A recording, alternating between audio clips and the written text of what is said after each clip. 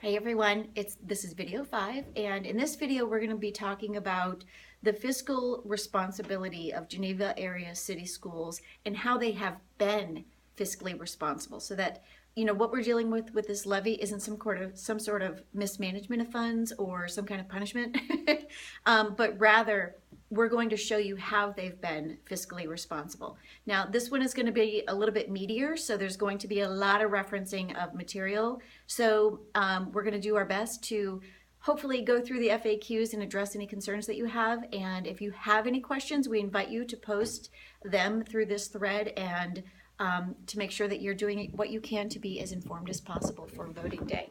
So ladies, hello, Jennifer Capo and Lindsay Bell. Hi. We're going to start first with you, Lindsay. We're going to talk, oh no, we're not. Yeah, We're, Jennifer. Jennifer, we're going to start with Jennifer. Thank you. And the first question we have from our frequently asked questions is, how do I know the school board is being responsible with taxpayer money? That's an excellent question. Thank you. And I,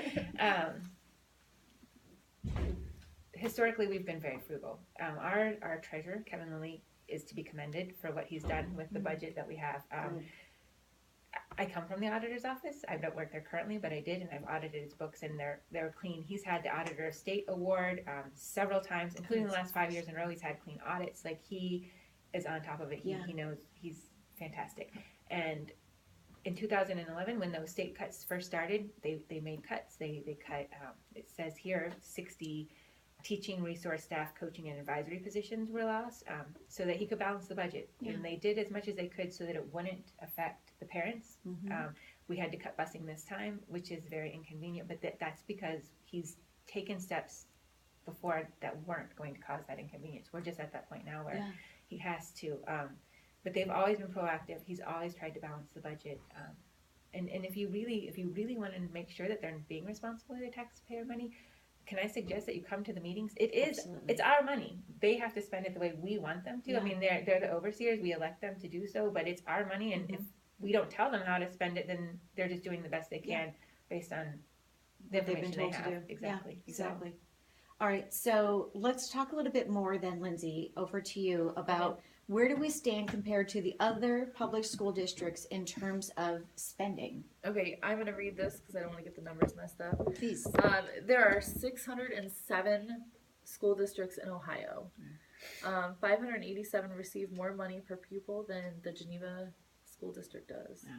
531 spend more per student than Geneva. And 563 districts spend more on administration costs than Geneva does. Our district has been running very lean for years, like Jennifer said.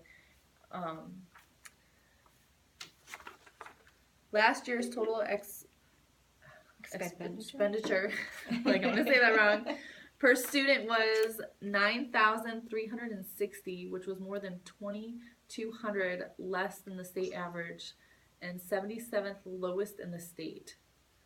And you can visit www.educationohio.gov if you want to look at more information. What is that whole address again? It's www.education.ohio.gov. Okay, good. So that's a lot of numbers, but basically it means we've been doing a lot more with a lot less. And we're still getting B pluses on our state report cards. That's amazing. So it's impressive. Yeah, we're getting the B pluses now.